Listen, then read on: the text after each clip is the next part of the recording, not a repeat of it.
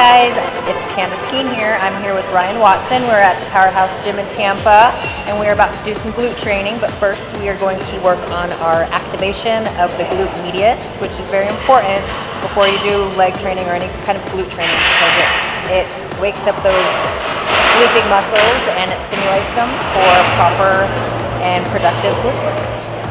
Yeah, like Candice said, we're here at Powerhouse Gym in downtown Tampa, and I'm very blessed to go do and smash some glutes with the best physique competitor in the world. And Candice has had a few injuries, and she's going to go ahead and take me through a little section of some glute activation work to emphasize a little bit more on the glute medius to really get the CNS and firing and to get the muscle firing in order for us to have a good warm up into our glute training. So these are just Clam exercises. These are basic, basic little exercises, but they're very effective on activation of the glute medius, which is, like I said, very important to activate before any kind of glute training, because it actually wakes up those silent little muscles that tend to sleep, stabilization muscles, which really help with hip stability, spinal stability. Focus on the squeeze. yeah, my ass is on fire, starting to feel it. Really? Yeah, oh yeah. Definitely, trying to develop that mind-muscle connection early in the workout is critical, because, especially when you try to talk about training glutes, everybody's more emphasis is on training the glute maximus, and the glute medius is extremely important as well, and especially if you're dealing with a lot of tightness or injuries. Something starting off like this, you might look crazy, but it's going to make your glute workout 3 times more effective. And to me, looking crazy, I'd rather have a nice set of strong glutes, so I don't mind looking a little crazy in the gym. So me and Candice are doing some clams here. So again, your knees are about 45-degree angle.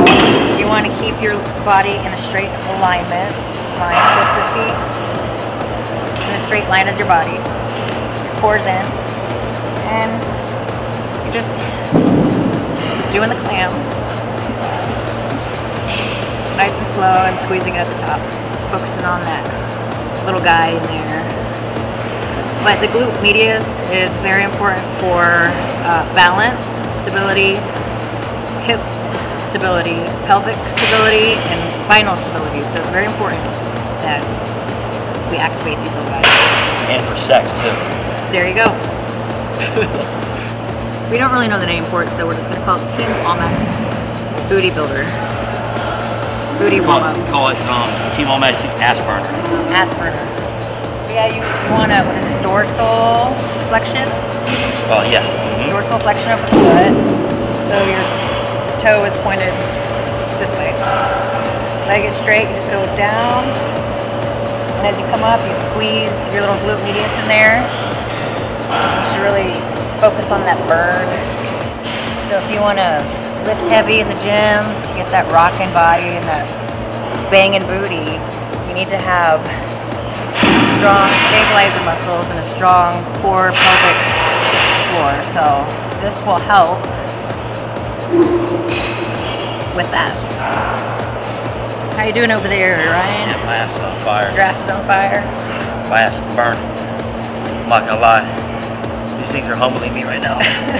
What I like to do after the activation movements, I like to do a little piriformis stretch and a hip flexor stretch, because when you stretch your hip flexors, it also allows more engagement of the glute. So for your glute training.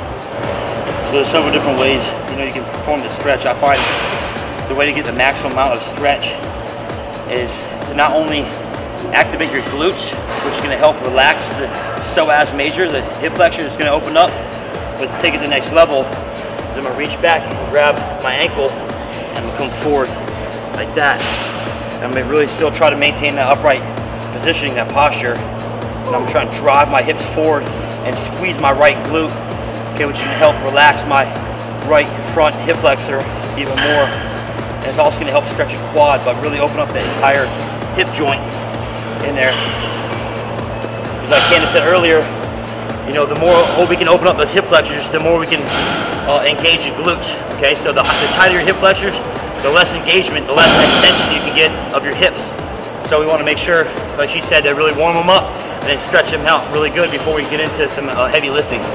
And also an important thing about the psoas, which is connected to pretty much your hip flexor, when it's really tight, it's connected to all 5 of your lumbar vertebrae. So when it's tight, it pulls it forward, which it causes your anterior pelvic tilt.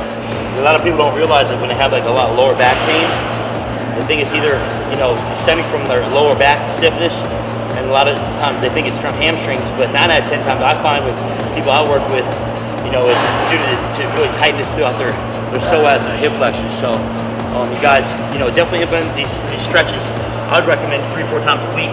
Yeah. You know, hold it for 20-30 seconds on each side, and don't really forget to contract that glute, whatever side you're trying to stretch. Try to contract and squeeze that glute. It can help you open up that hip even more.